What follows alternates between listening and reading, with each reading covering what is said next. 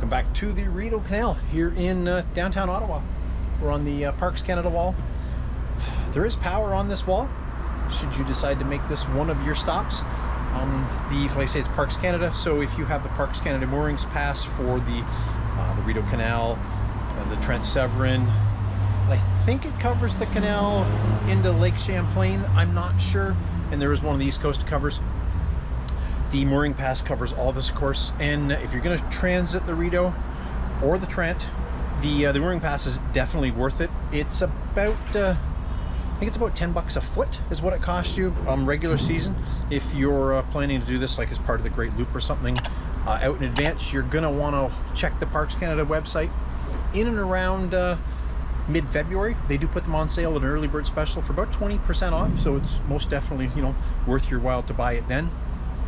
The mooring pass and the lock pass both, if you're going to spend more than 8 days in the system and 8 overnights on a Parks Canada lock, they pay for themselves. That's about what the turnaround is about that 8 days. Here where there is power, in any place where there is power and you want to use it, power is a flat rate at $10.35 a night with taxes. And it was nice to have. It was oh man, it was in the mid-30s here yesterday, so I think that's right around 90 degrees Fahrenheit, maybe even warmer, plus humidity. So it was nice for the first time to have air conditioner running. The other nice thing was being on shore power, we were able to top the batteries back up fully.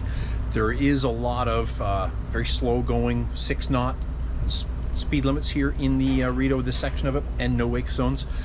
If you run a diesel, you probably wouldn't have an issue. Diesels are the alternators work better to charge at that low speeds. My 5.7 Volvo gas engines running at idle, the alternators aren't producing a whole lot of power, so the batteries were being topped up but not fully.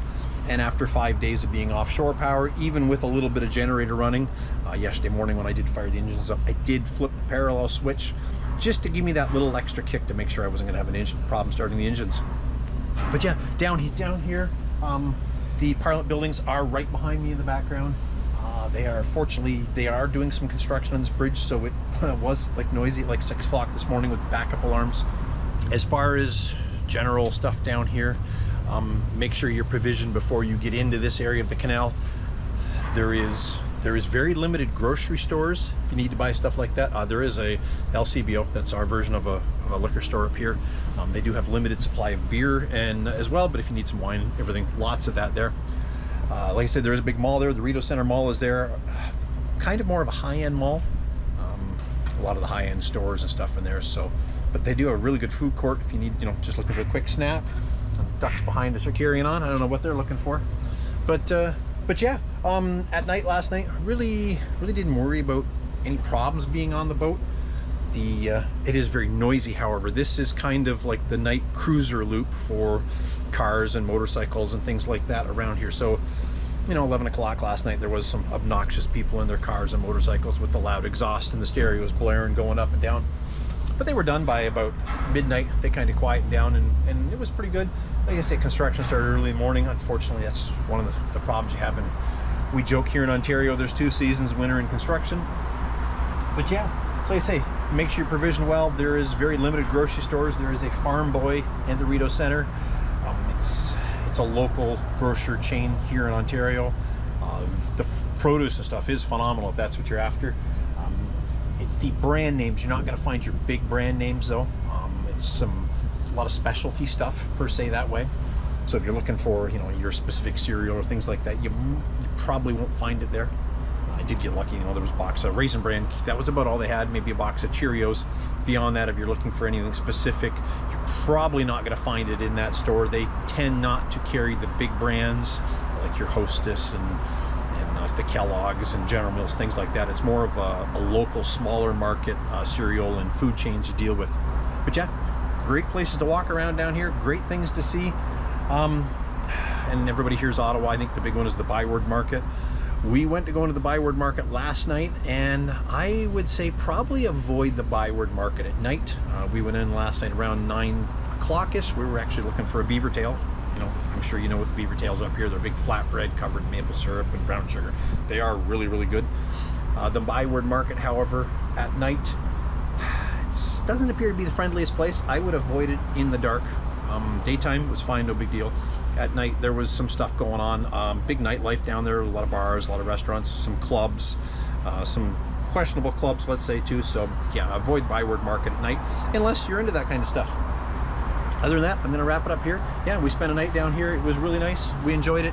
The big thing was shore power. There is no water, and I'm gonna tell you right now, getting fresh water, we don't drink the water in our holding tank. We use it for showers and dishes, things like that. But getting fresh water on the Rideau so far has seemed to be the challenging thing to get. We filled up with water over at Dow's Lake yesterday, and I'm gonna cover that in the next video. Water there, they wanted $10, just a flat $10 for a water tank fill, which, you know, seemed like a lot, because as we're getting there, you know, getting our water tank filled, there's one of the dock staff standing there with a garden hose spraying, you know, goose feces off a dock with water. So it's not like they're some sort of water conservationist. It was just one more thing to catch boaters with. The other thing is too is fuel. Fuel is very limited to this section of the Rideau. I would highly recommend your tanks are full before you come through locks 1 to 8. There is fuel at Dow's Lake. It is a premium. It was 25 cents a liter more expensive for fuel here than it is probably 20 miles upriver. So do not hit the bottom of these locks thinking you're going to fuel at Dow's Lake. It's going to cost you. The other thing to be wary of, there is a lift bridge not far from up here, and I'll put a little clip above my head. I put the 360 camera underneath it. We went under it. That bridge is 10 feet of clearance. Our 30-foot express cruiser, I put the VHF antenna down, and we can get under that bridge no problem with about that much to spare above our spotlight. That bridge is a lift on demand. Call them on channel 14. However, it is closed multiple times a day for traffic.